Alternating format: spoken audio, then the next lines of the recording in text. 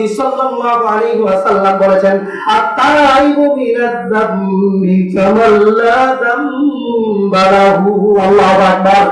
নবীজি আমার বলেন, এই আয়াতের ব্যাখ্যার মধ্যে বলেন, এই ঔষধটার নাম হলো তাওবা।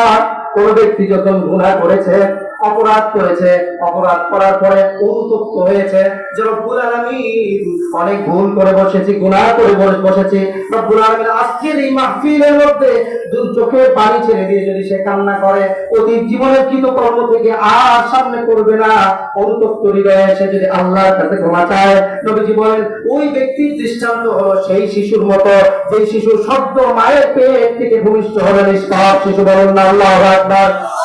আর কোন গুনাহ নাই, সে নিষ্পাপ। বলুন না সুবহানাল্লাহ। এর সাথে সাথে আল্লাহ পাক রব্বুল আলামিন বলেন, ইয়া আইয়ুহাল্লাযীনা আমানু তুবু ইলাল্লাহ। বান্দারে তুমি তওবা করো আল্লাহর কাছে। কার কাছে? কথা বলেন। কার কাছে তওবা করতে হবে?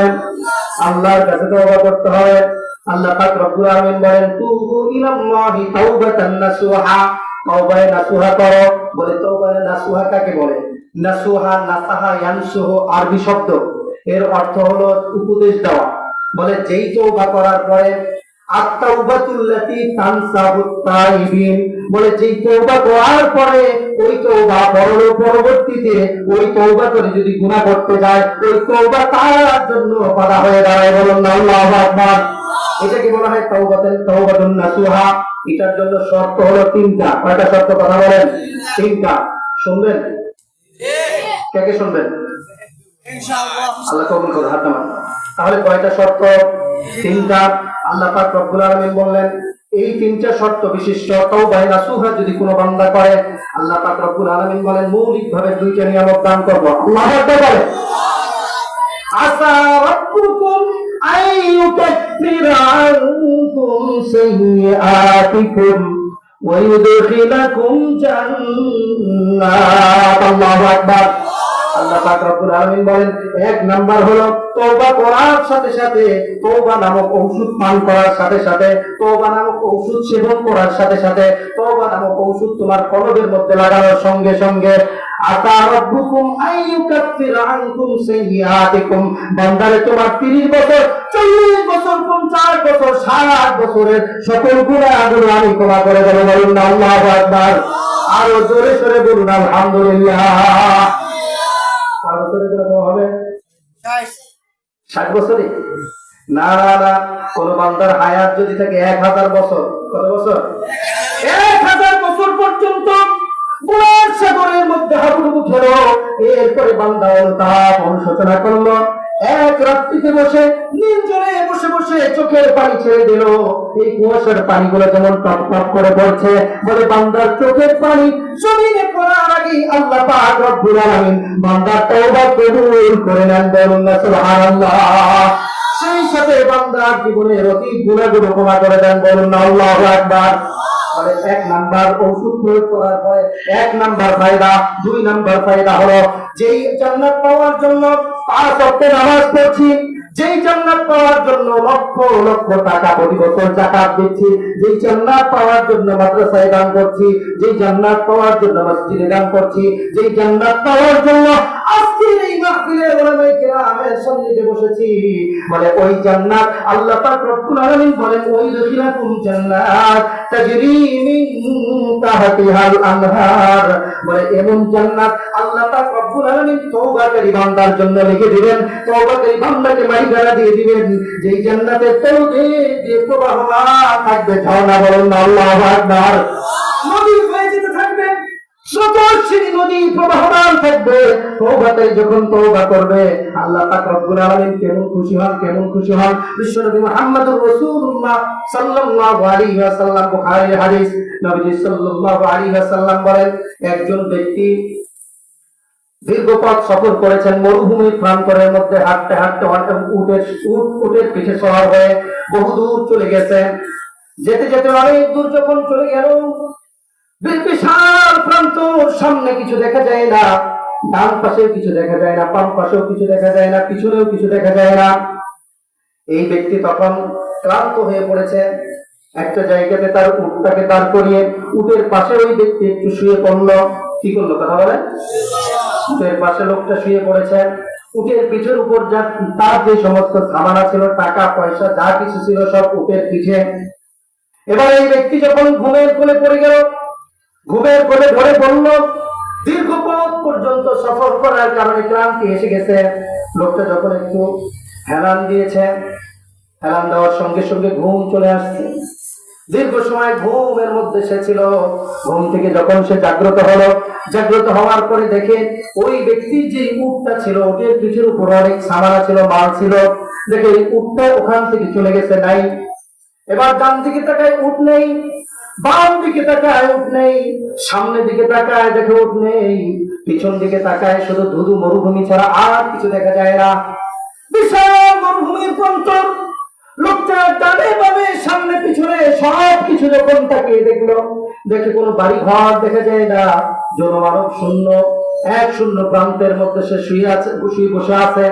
লোকটা এবার চিন্তা করলো, আরে এই মরুভূমির মধ্যে কোনো পানি নাই, মরুভূমির মধ্যে কোনো বৃক্ষ তরুলতা নেই, কোনো গাছ নেই, যে পানি পান করে আমি বেঁচে থাকতে পারবো, যে গাছের ফল ভক্ষণ করে আমি বেঁচে থাকতে পারবো, আমার জীবিকা নির্বাহ করতে পারবো। অথবা এই মরুভূমির মধ্যে কোনো মানুষ দেখা যায় না, যে মানুষের হাত ধরে আমি রাস্তার সন্ধান পেয়ে যাব, আমি আবার আমার গন্তব্যে ফিরে যাব, বাড়িতে চলে যাব। এমন কোন লোক দেখা যায় না, রাহবার দেখা যায় না, কোনো পথিকের কোনো নাম নিশানা নাই, কোনোদিন এই রাস্তায় কেউ হেঁটেছে এমনও দেখা যায় না। এবার সে মনে মনে চিন্তা করলো, নির্ঘাত মৃত্যু আমার সামনে, এছাড়া আমার কোনো পথ নাই। কারণ পানির যে মশক ছিল, পানির যে পাত্র ছিল, ওটাও ছিল উটের পিঠে। কিসের পিঠে কথা বলেন? উটের উপর পানির মশক ছিল, খাবার গুলো উটের পিঠের উপর, বলে কোনো কিছু নেই। এবার লোকটা যখন আবার চিন্তা করতে করতে আবার সে ক্লান্ত হয়ে পড়লো, কিছু দূর হাঁটার পরে আবার বসে পড়লো। বসে পড়ার পরে লোকটা অত্যন্ত চিন্তিত, চিন্তামগ্ন অবস্থায় আল্লাহর এই বান্দা কিছুক্ষণ পরে আবার ঘুমের কোলে ধরে পড়লো। এবার যখন সে ঘুম থেকে উঠলো, আল্লাহ পাক রব্বুল আলামিন কুদরতি ভাবে ওই উটকে আবার বান্দার জন্য পাঠিয়ে দিলেন। বলুন না আল্লাহু আকবার, আর জোরে সরে বলুন আলহামদুলিল্লাহ। লোকটা যখন আবার ফিরে আসলো, আবার যখন ঘুম থেকে জাগ্রত হলো, দেখলো তার উটটা আপন জায়গাতে দাঁড়িয়ে আছে, উটের পিঠের উপর সকল পানি রয়েছে, খাবার রয়েছে, সমস্ত সামানা পত্রগুলো রয়েছে। এই অবস্থা দেখার পরে লোকটা ঘুমের আগে চিন্তিত ছিল, আমি মারা যাব, আমাকে বাঁচানোর জন্য কেউ নাই, পৃথিবীর কেউ আমাকে বাঁচাতে পারবে না। তখন তো টেলিফোনের যুগ ছিল না, মোবাইলের যুগ ছিল না, খবর পাঠানোর কোনো মাধ্যম ছিল না, মাধ্যম ছিল না। লোকটা এবার চিন্তা করলো, আমি তো মারাই যাব। কিন্তু ঘুম থেকে জাগ্রত হওয়ার পরে লোকটা যখন দেখলো তার উট ফিরে এসেছে, মানে তার জীবন ফিরে এসেছে, কথা বলেন ঠিক না ঠিক? এবার লোকটা এত খুশি হলো, এত খুশি হলো, লোকটা খুশির আতিশয্যে, আনন্দের আতিশয্যে লোকটা বলল, রব্বুল আলামিন, তুমি আমাকে এই বিপদ থেকে রক্ষা করেছো, আমি তোমার রব, তুমি আমার বান্দা। বলুন আল্লাহু আকবার। কি বলে? আনতা আব্দুকা, তুমি আমার গোলাম আর আমি তোমার রব। কেন বলে ফেলছে? বলে অত্যন্ত আনন্দিত হয়েছে, আনন্দিত হওয়ার কারণে, বলে খুশির কারণে, খুশির আতিশয্যে। ছেলে পরীক্ষা দিয়ে ফেলেছে, বলে আনন্দে হাসবে, বলে বড় চাকরি হয়েছে, মা আনন্দিত, কিন্তু মায়ের চোখ দিয়ে ফোটা ফোটা পানি পড়তে থাকে। এটা কি কান্না, দুঃখের কান্না না খুশির কান্না? কথা বলে। তো খুশির আতিশয্যে লোকটা কি বলে ফেলেছে, রব্বুল আলামিন, তুমি আমার বান্দা, আমি তোমার রব। এবার বিশ্বনবী মুহাম্মদুর রাসূলুল্লাহ সাল্লাল্লাহু আলাইহি ওয়াসাল্লাম সাহাবায়ে কেরামকে বললেন, হে আমার সাহাবীরা শোনো, দীর্ঘদিন পর্যন্ত একজন ব্যক্তি যখন নামাজ পড়ে না, রোজা রাখে না, গুনার কাজের মধ্যে ছিল, জুয়া খেলেছে, ক্যাসিনোর মধ্যে ছিল, গাঞ্জা মদের মধ্যে ছিল, মাঝে আড্ডার মধ্যে ছিল, নারী সে বেপরদায় ছিল, মানুষের সাথে খারাপ সম্পর্ক ছিল, একজন ছেলে একজন মেয়ের সাথে কুসম্পর্ক ছিল, খারাপ সম্পর্ক ছিল, ব্যাড রিলেশন ছিল, মানে প্রেমিক প্রেমিকা ছিল। বলে আল্লাহর কাছে যখন তার এই বান্দা, তার এই বন্দী যখন রাতের আধারে আধারে চোখের পানি ছেড়ে দেয়, আল্লাহর কাছে ক্ষমা চায়, আর কাঁদতে থাকে, রব্বুল আলামিন সারাটা জীবন তোমার নাফরমানি করলাম, আমি তো আমার অতীত ফিরে যদি তাকাই গুনাহ ছাড়া আর কিছু দৃষ্টিগোচর হয় না। আজকে এই মাহফিলের দিনে উলামায়ে কিরামের সাথে আমি হাত তুলেছি, রব্বুল আলামিন তুমি আমার অতীত জীবনের সমস্ত গুনাহ খাতা মাফ করে দাও, আমি আমার অতীত জীবনের সকল গুনাহ থেকে তওবা করছি।